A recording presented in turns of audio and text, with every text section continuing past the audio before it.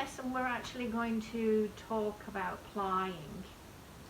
And as I advised you in the last lesson that we did, when you started to ply or started to spin onto your bobbins, I said to you to change to another bobbin fairly soon, because your beginner's spinning is best to be distributed between two bobbins, so that as you get better and more confident, you've got also that spinning on two bobbins as well. You need two lots of the singles to make a yarn, what we call a plied yarn. And when we talk in spinning terms, it's quite different than in knitting terms. You see, when you walk into a wool shop, you'll go in and you'll say, I'd like an 8-ply yarn or a 10-ply yarn or a 12-ply yarn, and you're talking about thickness. But for hand spinning, when we talk about plies, we're talking about how many strands go into making that yarn. And you could have a 2-stranded yarn that's actually very chunky in hand spinning, and you could have a 2-stranded yarn that's very fine in hand spinning. So we tend to talk about our plies as actually being strands within the yarn. Most hand spun yarns are 2-ply. I think it's just because it's the easiest thing to do. But in actual fact, if you have the patience to make a 3-ply yarn, that actually knits up quicker. It becomes very tubular and it fills up your fabric very quickly as you're knitting and or crocheting. And so in a sense, it counteracts the extra time that you spent in plying that extra bobbin of singles.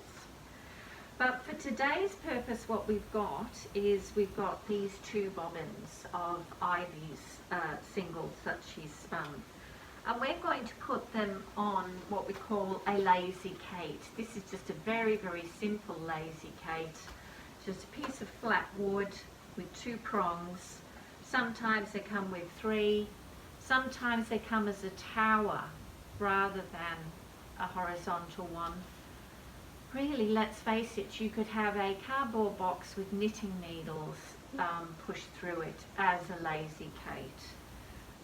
It doesn't, as long as the bobbins rotate freely and you can pull your yarn off the bobbins, it's a lazy Kate. So we're going to place our bobbins onto this lazy Kate. And what we need to do is to make sure that the yarn is being taken off in the same direction when we pull it. So if I put these 2 bobbins on, the yarn, when I pull it off, is both coming off this side. So as I'm looking at it, the right hand side. And that's the way that you set up your lazy Kate. You wouldn't have one coming off the left and the other one coming off the right. You have them both the same side. If it's a tower one, then it's the same principle, but it's either coming off the top or coming off the bottom, but they both need to be the same. So now, where to position your lazy Kate? Well, Ivy's obviously sat at her wheel here, and you need to have some distance away from you as a spinner for your singles to come up. And so this would be the, thank you Ivy, this would be an ideal situation here. And what happens is, from the bobbins to your hands, what happens is twist travels. And it will travel to, it will vacate or disappear from the thick bits, and it'll rush into the thin bits, because that's what twist does. It has no resistance in the thin bits of your spinning, and so it all rushes into those thin bits, and sometimes that's why you get the curly cues or the little corkscrews happening. So this distance here gives you a chance as a spinner to even out that twist. You're going to make 2 tram tracks or train tracks, and you'll see it once I start to ply, and you'll be able to force the twist into the thick bits, but you need that distance in order to do that.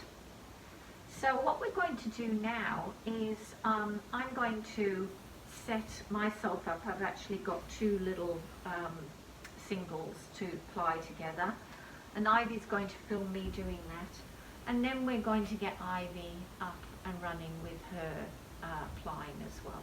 So I'm now going to ply, and so I've got an empty bobbin on my wheel.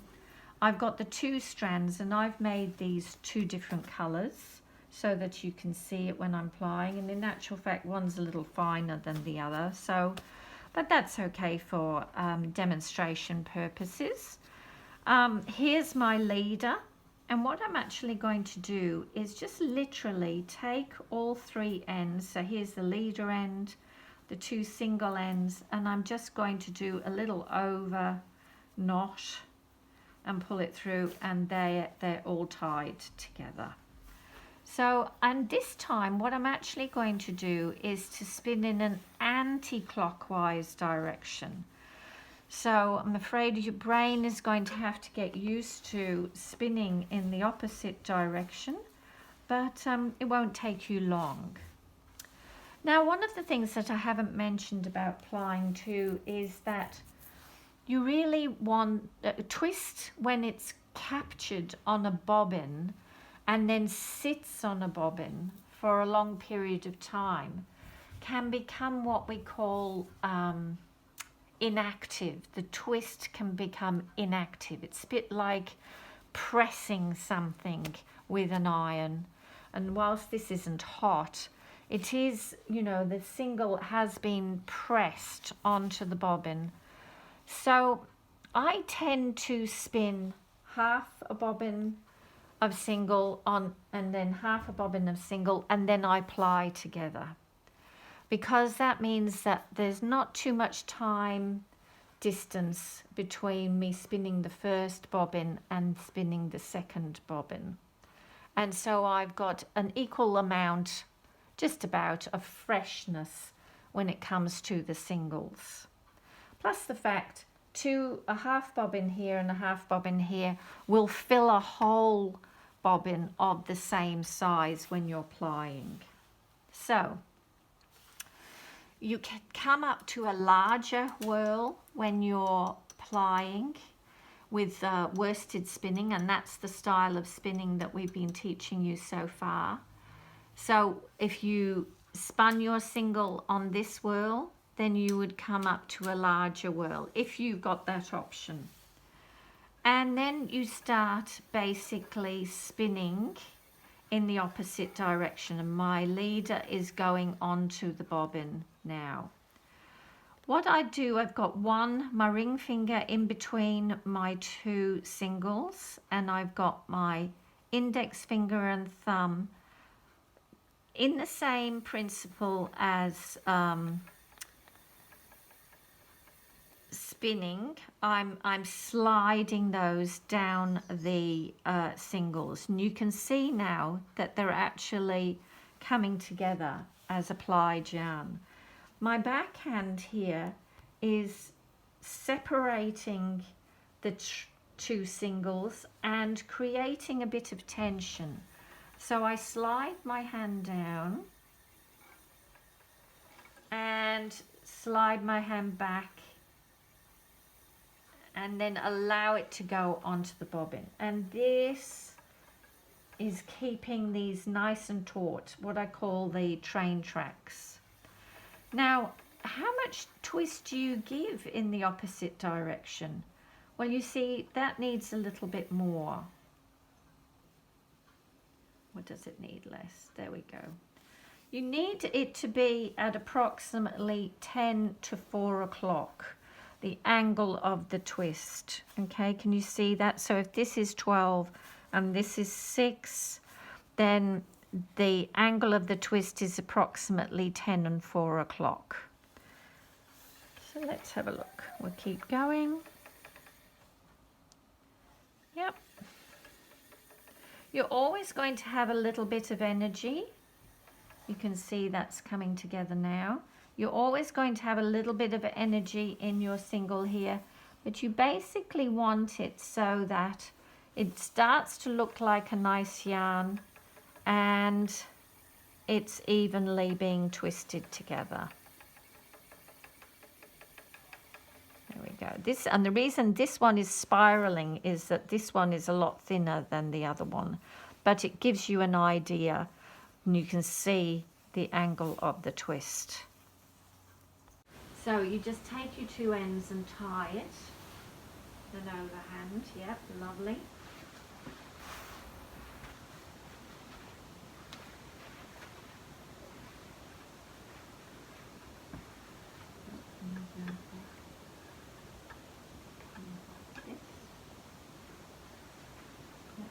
Lovely and wonderful, and that's a very good point that you did. You always go back to the bobbins and come up rather than untangling it and going down to the bobbins.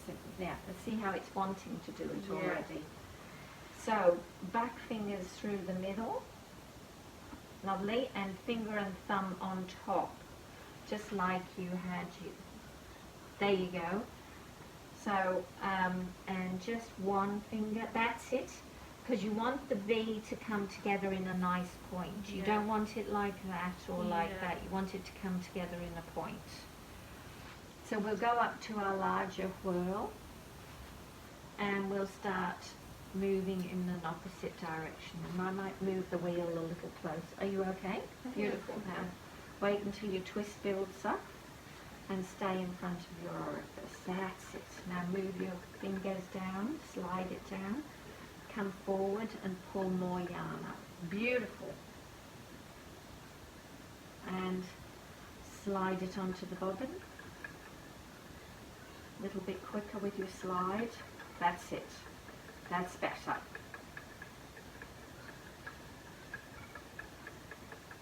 Very nice.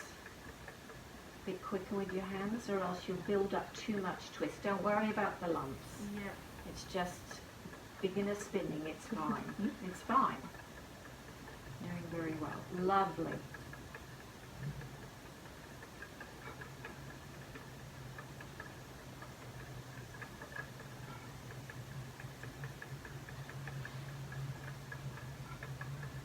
Now on this next one we'll just stop. And what we're going to do is just allow our yarn to drop in a U shape and see how it's wanting to twist but not too much. That shows that it's actually quite balanced. Okay, good. So that's good. So that rhythm, some people count, and they'll count their treadles and they'll have their hand at the top and they'll be treadling and they'll go 1, 2 as the hand's coming down, 3, 4 onto the bobbin, 1, 2, and they'll get a rhythm so that they know how much twist to put in to get it balanced. Okay. But you'll just get into a nice rhythm. And give it a little, when you bring that up, give it a little pull so that what happens is you'll shunt twist into the thick bits.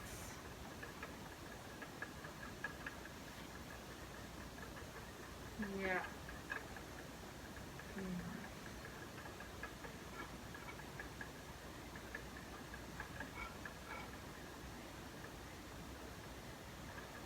Feeling comfortable? Yeah, it feels good. Some bits like, oh, that looks good, and then the bumps come. You won't believe your next bobbins of yarn. Yeah. And we were talking about how all of a sudden it all went to hell in a handbasket and nothing seemed to work while you were spinning. Yeah. And it's usually because you're tired, Yeah. and you're learning a new skill and your brain is going, enough, enough, you know. Okay, so we're just going to stop one more time, and always remember to slide your yarn hook down, or move your yarn to another hook. Some wheels have hooks, and this is coming together quite well. Oh, good. And you see, most of those thick spots, I presume, were joins. Yeah, I think they were. Yeah, and so we've gone over that, so Yeah. next time your joins will be a lot finer. Yeah, they definitely were joined. So Ivy's just had a situation which happens to all spinners, where one of her strands of single has actually broken. And so this happens when you're plying, but there's no point, we can work this out. So what I'm going to do is to get Ivy to take that broken one and to just pop it into the V section here. And as the twist comes down, as she's plying, and I'll just give her a little help to get her in a plying direction, then that will join. And for a moment, there will be 3 strands. But that's okay. You're making a whole, that's right, and move that hand back, lovely. You're making a whole skein and a little section with 3 strands. As a knitter or a weaver, you probably just won't use that bit, or you'll join there, and that's fine. So we're going to now wind Ivy's beautiful yarn onto a niddy noddy. And no, I don't know why they're called niddy noddies, but they are. This one's actually a particularly good one because the 2 wings at one at each end actually unscrews. And when you get a very heavy, tight skein, it's actually terrific to be able to unscrew and just slip the wings off. Now, how do we hold the niddy noddy? I've got this little thing of reminding me how to hold it. It's always in my left hand, and I hold my hand underneath the bar of the niddy noddy, and this part sits into my waist, and basically I can bend down and it goes into my waist, and this part hits my chin. So that's the way of me always remembering how to hold it. Then with the yarn, what we do is so we will flick off and release the tension on the bobbin. You can actually take this bobbin and put it onto a lazy Kate if you want to, but we're going to leave it on the bobbin. And then what we're going to do is to take the yarn off from out of the delta and off the yarn guide. And so it's basically just free rolling off the bobbin itself. So with my left hand, I'm basically going to lie the yarn in my left hand here and hold the end in my left hand. And with this end, it's going to come up to the wing in front of me, and then down to the bottom in front of me, and then up to the top in front of me, and then this last one is away from me. And then it's just a case of following as it has been placed initially, just following along, and that's how you will wind your skein. So what I'm going to do now is to hand it over to Ivy, and she's going to have a go with it as well. So Ivy, I'll unwind this so it gives you the idea, and we'll swap places. Great. And we'll work on that as it, yeah, it's just got a little bit twisted there. There we go, and now it's out. So I'll give you the niddy noddy.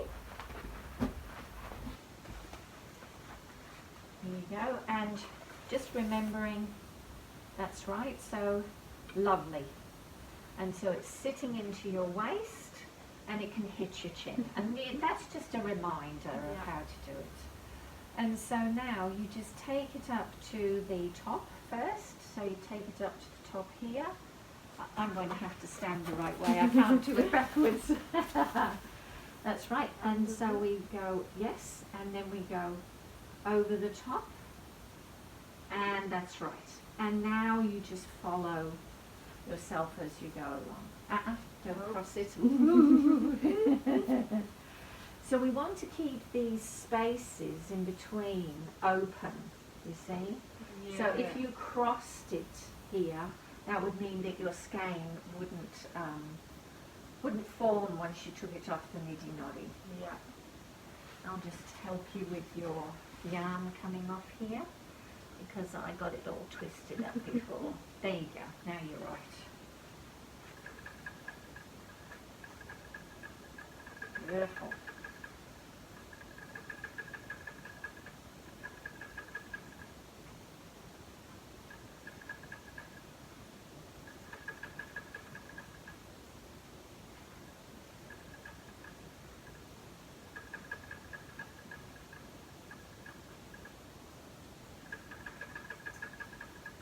Excellent. And once Ivy's finished winding onto her niddy-noddy, we'll be able to tie the two ends together, and then I'll show you how to tie off your skein so it doesn't become tangled once you take it off, and we can then wash this and get rid of the grease in that yarn. Lovely. Okay. Now with your, I'll just hold that. I've got hold of both ends. When it comes to tying off the end of your skein, it is sad that sometimes this end bit doesn't quite meet up to the end bit here. So we'll see if we can get it to meet. Ooh. Just. You can see that.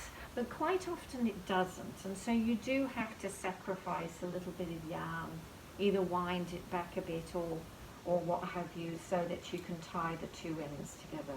But I think with this one we're going to make sure it does, so that Ivy doesn't waste any. And so in the next little part we'll show you how to tie the skein up. This is a skein of yarn that I've wound onto a niddy-noddy, and it's just the same as what I showed when we wound Ivy's yarn onto it. But when you've got as much, this is quite a fine yarn, and when you've got as much as this, then you need to tie your skein off properly.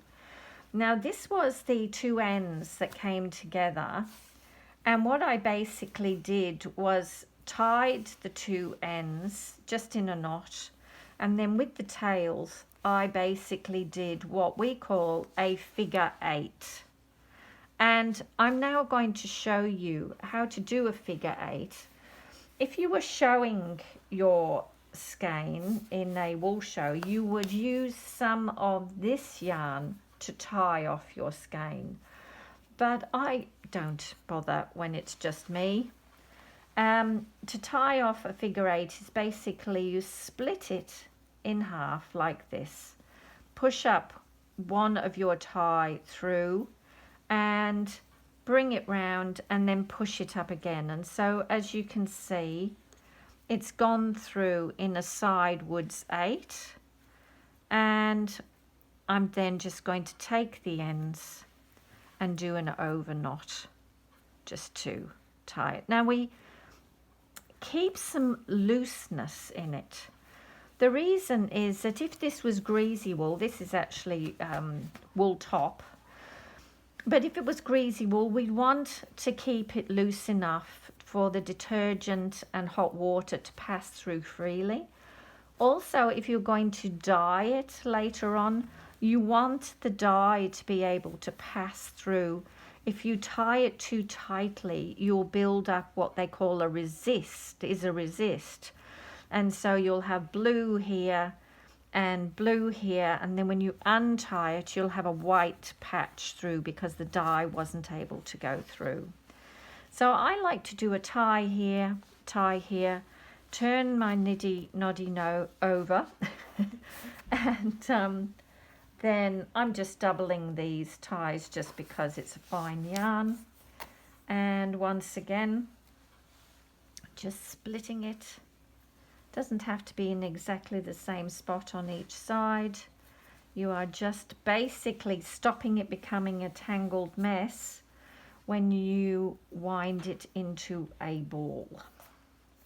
Many commercial yarns are now being bought as skeins, so people are more familiar with skeining now, and it's not just something that hand spinners are used to.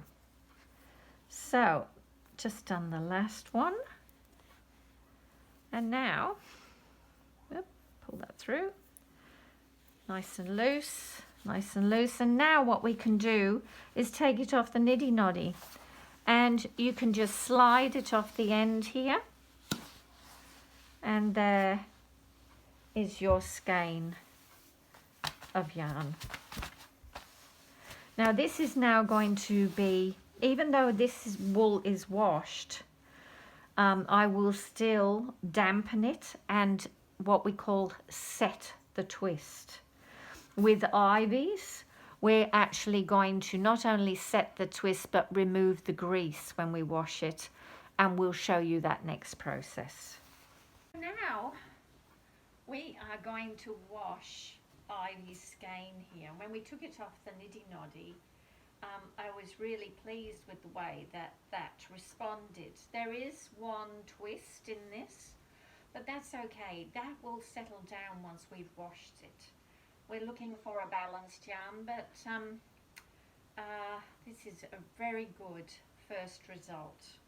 Now what I've got here is some hot water. I've just allowed the hot water to flow, not put any cold in, and I use Dawn from Costco, and it's just fantastic for getting the grease out of the wool, and it's basically a dishwashing liquid, but it's really good for getting rid of grease.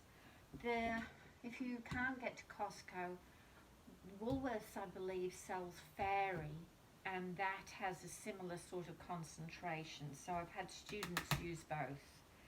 With the Costco one, this is just, you just need to put a bit of a squeeze in, maybe a touch more, and that will be more than enough to do several skeins, because it's a very strong detergent. So now you could put gloves on if you wish to, but we're going to wash the skeins. So what we do is we allow it to enter the water and we lift it up, and as it hits the bottom of the sink, the strands splay out, and so it stops it from felting. We rotate the skein and do the same again, and you can see by the water and by the skein as it's coming out now. Let's give it a little squeeze and you'll be able to see how white it's going to become. So just squeeze that, and already a lot of that grease has come out. Okay, now don't be disheartened by the look of the skein when you squeeze it out, because it's a bit like looking at a wet dog. They never look their best. Even we don't look our best after we've dried our hair and it's all wet. Wait until your skein has dried and the wool will bloom again, and you'll be very pleased with your first result. And already, can you see how it's hanging in the balance now? It's sort of started to settle down. So we'll just give that a couple of more goes. The water has a slightly greasy feel to it, not from the wool but from the detergent. So that's a good indicator that there's plenty of detergent in the water. We're so lucky to have detergents these days that suspend the grease in the water. At one point it was all about, oh, you can't let wool sit in water and let it cool down because the lanolin will reattach itself. But that was more when we were using soaps. Now, so I would say now that all of the grease is being held by the detergent now.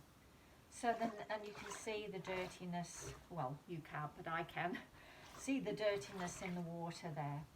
Now the key now is to rinse. I'm only going to do one wash. This is a Bond fleece and washes out quite quickly. If it was a Corriedale, I might wash it twice because Corriedale is known to be greasy. But you can, if you're buying a fleece, you can always ask the breeder, is this a really greasy fleece? Or you can look it up in a fleece book. There are several have been published to see whether the breed that you're spinning is really greasy, and then you can determine whether you'll give it 2 washes or not. So I'll give it another rinse. Rinsing is very important. It's actually more important in this setting than the washing because it's the taking away of the grease now in the rinse water. The water has to be hot. You will not felt your skein if you put cool wool, and this is already cooled down, into hot water. It won't felt. It's when your wool is hot and you put it into cold water that will shock it and that will felt it. But this way, as long as your water is always hotter than your wool each time, it will be fine. And so this time I'm just going to place it in the water, give it a bit of a zhuzh,